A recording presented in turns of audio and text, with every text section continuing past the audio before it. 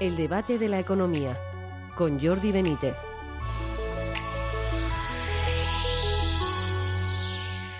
Bienvenidos al debate de la economía. La discusión política y económica en España sigue girando en torno a los trenes, en si se ha invertido más o menos desde que llegó Sánchez al gobierno en el año 2018 respecto al gobierno anterior de Rajoy.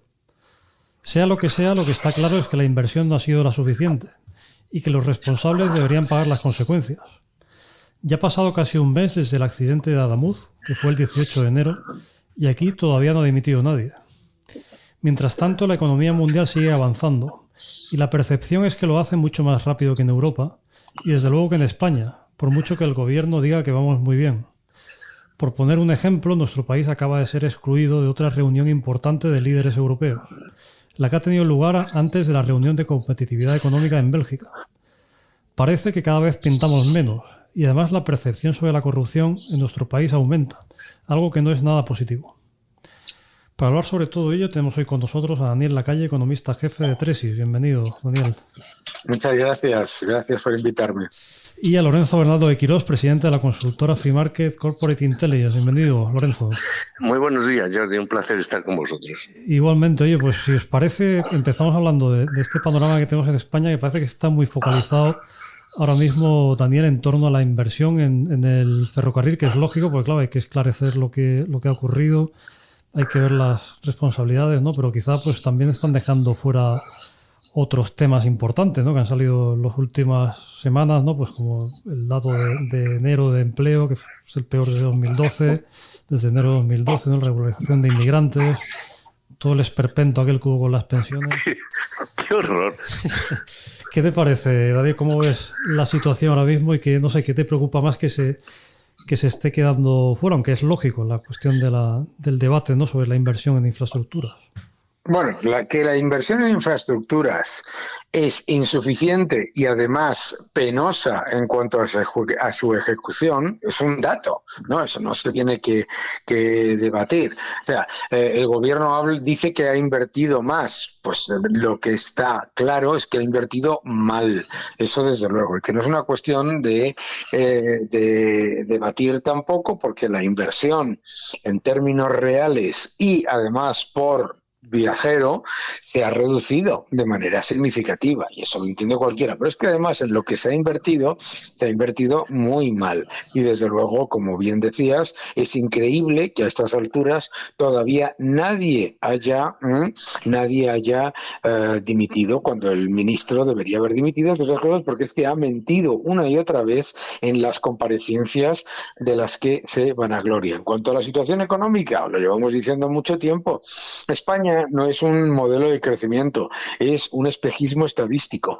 Lo que hemos visto en los últimos datos es que el número de fijos discontinuos inactivos se dispara por encima de los 900.000, que tenemos un paro efectivo que no se ha mejorado prácticamente desde el año 2019, un PIB per cápita que continúa estancado y dopado el Producto Interior Bruto por inmigración, por gasto público y con un desastre de productividad. Y todo eso es repetir todos los errores del año 2005-2007 que luego nos llevaron a los problemas posteriores.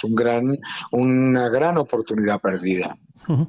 Lorenzo, ¿tú cómo ves la situación y también de las cosas que han salido últimamente, qué te preocupa más? Porque comentaba el paro, luego están las pensiones. Sí. No, la veo exactamente igual que Daniel. Es decir, la economía española, empezando por, vamos a ver, estos han invertido más en infraestructuras que el PP y tal, o el PP, el gobierno de Rajoy invirtió menos o no lo adecuado. Vamos, es que han pasado 7 años. Es decir, si eso fuese verdad, estos señores en 7 años obviamente no han hecho para nada los deberes, sino al revés, como apuntaba Daniel. Luego, yo decir, es un espejismo. Yo me acuerdo perfectamente en una de los viejos cuentos rusos del siglo XIX, el príncipe de Potemkin y la zarina Catalina II iban paseando por Crimea en sus caballos y atravesando ciudades estupendas desde lejos. Cuando se iban las quitaban, eran de cartón piedra, ¿no? Pues exactamente es igual de lo que pasa en la economía española, que en efecto es un espejismo estadístico, un modelo insostenible que condiciona a una bajada del nivel de vida de los españoles en el medio y largo plazo, con unos desequilibrios acumulados que antes o después estallarán. Y en lo que se refiere a un Estado que no es capaz de cumplir sus funciones básicas, entre otros, manteniendo una red de infraestructuras de ferroviarias, en este caso, que es una su responsabilidad. Un desastre en otros muchos campos de funciones básicas del Estado. En términos relativos, España podría decirse que en el entorno desarrollado, de países desarrollados que todavía lo somos, es un Estado que empieza a ser un Estado con rasgos claros de Estado fallido. Daniel, pasaba por aquí hace unas semanas Eduardo Serra. Sí. Le entrevistábamos y comentaba que mientras en Estados Unidos y China pues se está abordando la fusión nuclear y cuestiones de ese estilo, pues en Europa se está viendo a ver cómo se cambia el tapón de las botellas de plástico, ¿no? O sea, como un ejemplo, ¿no? de cómo están los debates, ¿no? Y él decía, por ejemplo, también que él pensaba que era el momento que por fin pues Alemania cogiera el liderazgo de una manera más clara y que hubiera un líder claro en Europa, ¿no? ¿Esto se está empezando a ver de alguna manera o nos estamos quedando muy atrás? Bueno, nos estamos quedando muy atrás y no podemos olvidarnos que, blanquear esa posición de Alemania no es la solución por una sencilla razón. Gran parte de los enormes errores que ha cometido la Unión Europea han venido no solamente apoyados, sino promovidos por Alemania. La inmigración descontrolada, la eliminación de las nucleares, la destrucción del tejido industrial y del tejido ganadero y agrícola con unas políticas completamente negativas. Yo creo que no es una cuestión de que Alemania tome el liderazgo, que lo tome eso, sino simplemente que la Unión Europea, deje de intentar inventarse una especie de futuro de PowerPoint que obviamente no funciona. La Unión Europea tiene capital humano, tiene capital financiero y tiene capital empresarial. No necesita que se lleve a cabo una ingeniería social y una política sectaria con respecto a la energía y la industria. Y yo creo que lo que hay que hacer es muy claro. Hasta el propio Merz ya lo dice. Es que lo que hay que hacer no es, facilitar o hacer más sencilla la regulación. Es que hay que eliminar regulaciones. Lorenzo, en este contexto, ¿cómo ves la cuestión? Porque parece que el tema de Mercosur y el acuerdo con la India y demás, ¿no? Que por cierto, que Daniel decía que hay que estar alerta con eso, que a lo mejor no es tan bueno como lo decía en un vídeo, me acuerdo que lo vi, que no es tan bueno quizá como se está diciendo, ¿no? Pero estas cuestiones de Mercosur y de la India y demás, a lo mejor puede ser una especie de reacción de Europa o ¿cómo la ves también, Lorenzo? Vamos a ver, es decir, yo soy un firme partidario del libre comercio. Los agricultores que se echaron ayer a la calle tienen absolutamente toda la razón en protestar de que están atados por una cantidad de regulaciones e imposiciones que dificultan su posición competitiva, y algo te va a pasar exactamente igual, no en la agricultura, sino en otros sectores como la industria. El problema que tiene Europa es que es una economía, es el último modelo grande en una economía desarrollada donde confluyen todas del fracaso del modelo estatista y regulatorio. Europa se ha convertido en un continente en el que las virtudes del mercado y los elementos que hacen posible crecer, innovar y, por lo tanto, incorporarse además a esta cuarta revolución tecnológica han sido destruidos por una política intervencionista de muchos gobiernos y, en especial, por la Comisión Europea. La Comisión Europea es un horror, es una especie de despotismo ilustrado que impone a los países, vulnerando en definitiva lo que fueron el gran proyecto del mercado único, que era la creación de Europa con una gran zona de libre comercio, al servicio de unos objetivos absurdos.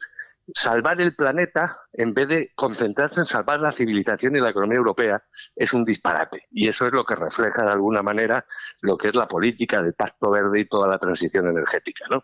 Uh-huh. Más allá de esta cuestión, Daniel, también se comenta muchas veces aquí en España, ¿no? Que la gente tiene inquietud, ¿no? Por ver qué pasa con esta cuestión de Cuba, de Venezuela, y demás, ¿no? ¿Tu impresión cuál es? Porque claro, esto es un proceso largo, lógicamente, ¿no? O sea, porque claro, estaba muy... El propio país de Venezuela, ¿no? Pues está pues muy,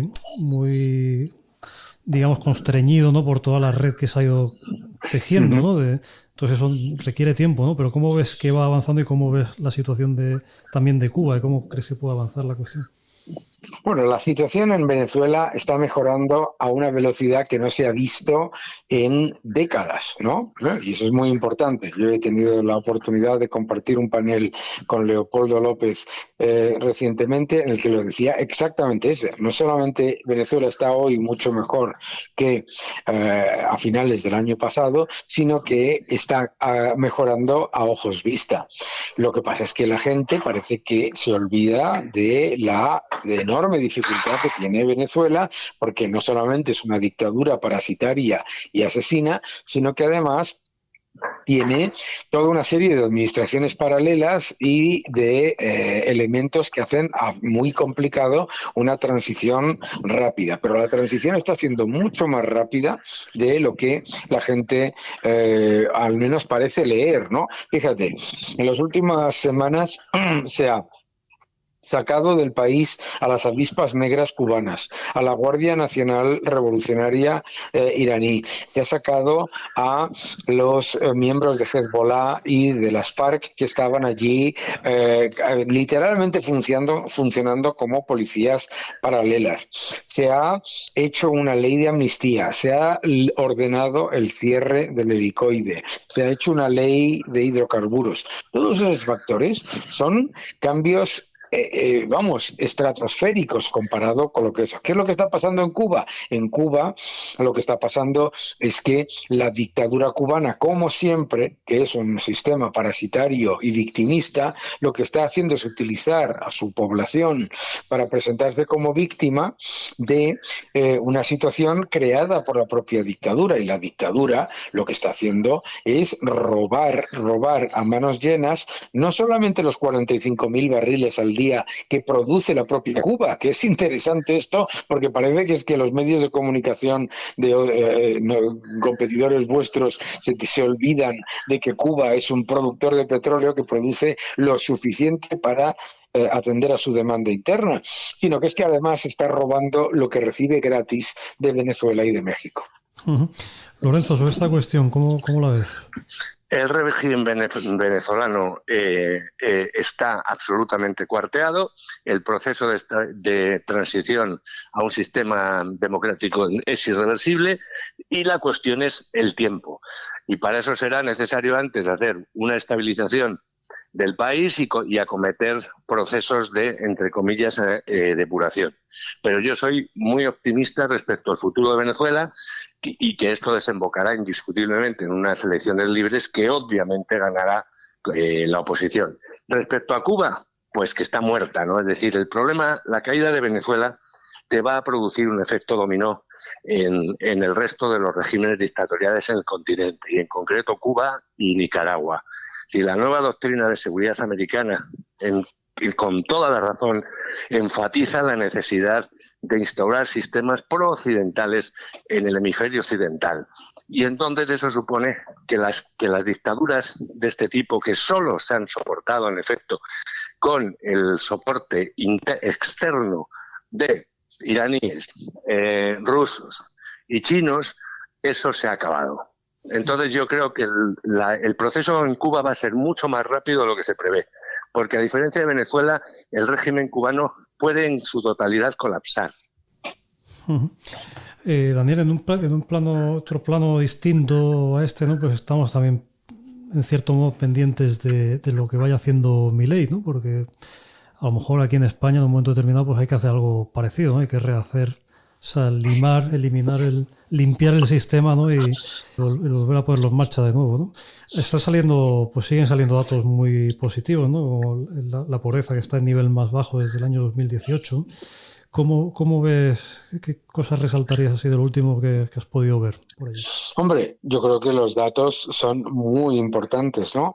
El Fondo Monetario Internacional estima que Argentina crecerá este año un 4% y el año que viene otro 4%. Es decir, estamos hablando de un crecimiento en los años en los que Milei está en el gobierno que ya consigue recuperar a Argentina completamente del desastre heredado del peronismo y además hacerlo creciendo de manera robusta y reduciendo el gasto público. Superávit fiscal, que sigue siendo absolutamente clave, y una reducción de la pobreza.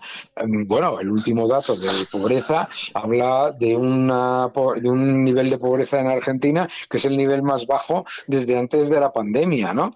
Entonces yo creo que todos estos factores son muy importantes: reducción de la pobreza, crecimiento económico, mejora de las cuentas públicas y poco a poco reducción de la inflación. Lorenzo, por tu parte, ¿alguna otra cosa que te esté llamando la atención de ahí? Yo creo que Milei lo que está demostrando fundamentalmente es que no hay milagros en la economía. Lo que hay es políticas que producen resultados excelentes y otras que no. Entonces, la combinación de reducción del peso del Estado con superávit en las cuentas públicas, una política monetaria ortodoxa que reduce la inflación y una política de desregulación de la economía se traducen en lo que se ha traducido el milagro económico argentino, que es la demostración absoluta de la superioridad de las políticas en favor del capitalismo de libre empresa frente a el estatismo colectivista. Muy bien. Pues nada, a ver si aquí aprendemos un poco en algún momento. Pues sí. Muy bien, pues hemos llegado al final del programa. Muchísimas gracias a Daniel Lacalle. Un abrazo. Lorenzo. Un abrazo fuerte. Muchas gracias. Y ya sabéis, revolución o muerte, ahora que está Cuba. Eso es, por ello. Muy bien, pues muchas gracias a todos. Igualmente. Un abrazo fuerte. Gracias.